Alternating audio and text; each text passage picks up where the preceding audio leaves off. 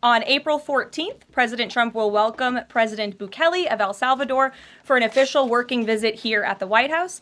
They will discuss El Salvador's partnership on using their supermax prison for Tren de Aragua and MS-13 gang members, and how El Salvador's cooperation with the United States has become a model for others to work with this administration.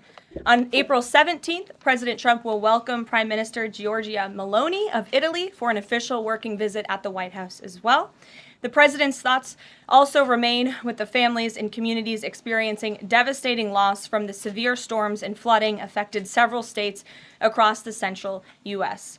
President Trump approved emergency declarations for Arkansas, Kentucky, and Tennessee, allowing FEMA to provide federal assistance like equipment and resources to support state and local emergency response officials who are leading this response on the ground.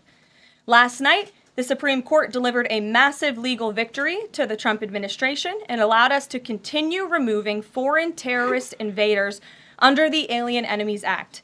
This was a smackdown to a rogue left-wing, low-level district court judge who have relentlessly tried to stop President Trump from using his core constitutional powers as head of the executive branch and as commander-in-chief.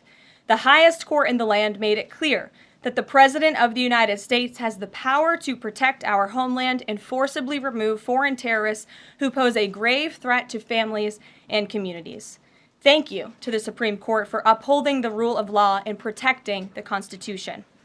Our message to the monster Tren de Aragua and MS-13 terrorists still hiding illegally inside our country is clear. Deport yourself now, or you will be locked up and sent back to your home country.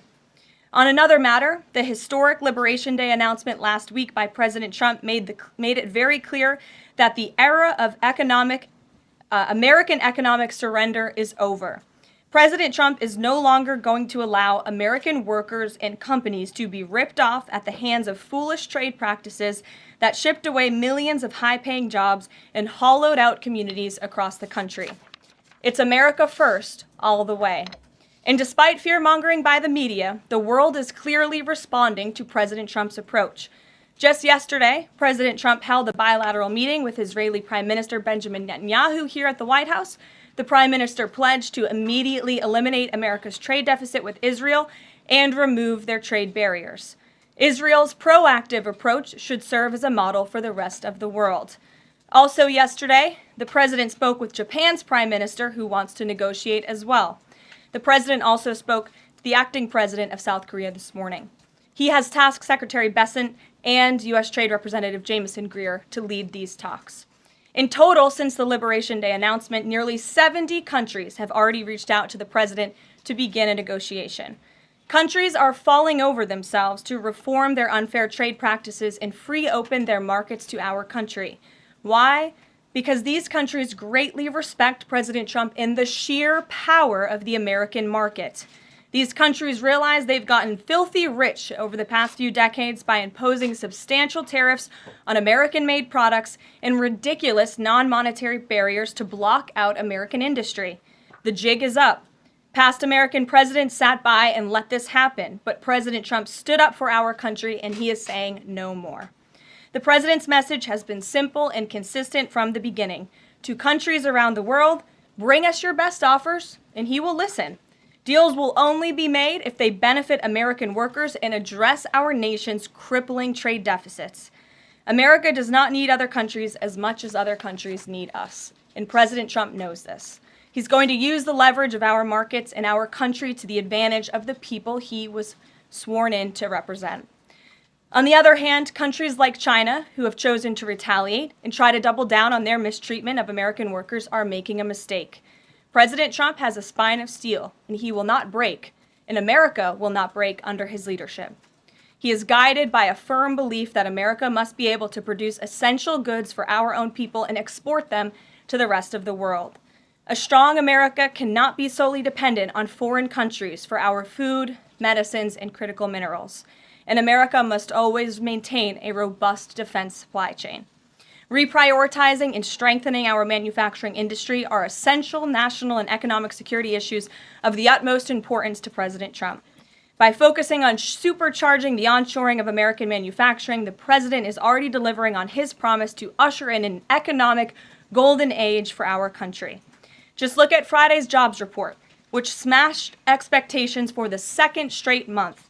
The American economy added 228,000 jobs, nearly 100,000 more jobs than economists predicted, and the fourth highest month for private payroll growth in the past 2 years. There was also a sharp increase in transportation, construction, and warehousing employment. And in just 11 weeks, President Trump has secured more than $1.5 trillion in private sector investment. This is $500 billion more than Joe Biden secured in his entire term. This record-breaking private sector investment will create roughly 350,000 American jobs and counting. If you add up all of the investment pledges from foreign governments, President Trump has secured an incredible $5 trillion in total investments already. In the months ahead, President Trump's pro-growth economic agenda will be fully realized. The largest deregulatory effort in American history is underway. Unnecessary, burdensome, costly red tape is being eliminated by this entire federal government every day, driving down costs and massively boosting small businesses. So far, President Trump's deregulation effort has already saved Americans more than $180 billion, equivalent to $2,100 per family of 4. The president's drill baby drill energy agenda, which he will discuss later this evening in the East Room, is capitalizing on the abundance of natural resources under our feet to generate more affordable electricity, cheap gas, and quality new jobs. All of this will combine to end the Biden-imposed cost of living crisis that's absolutely crushed American families. Under President Trump, the American energy industry will lead the globe over the next century, delivering lower prices and significantly strengthening our country's economic position.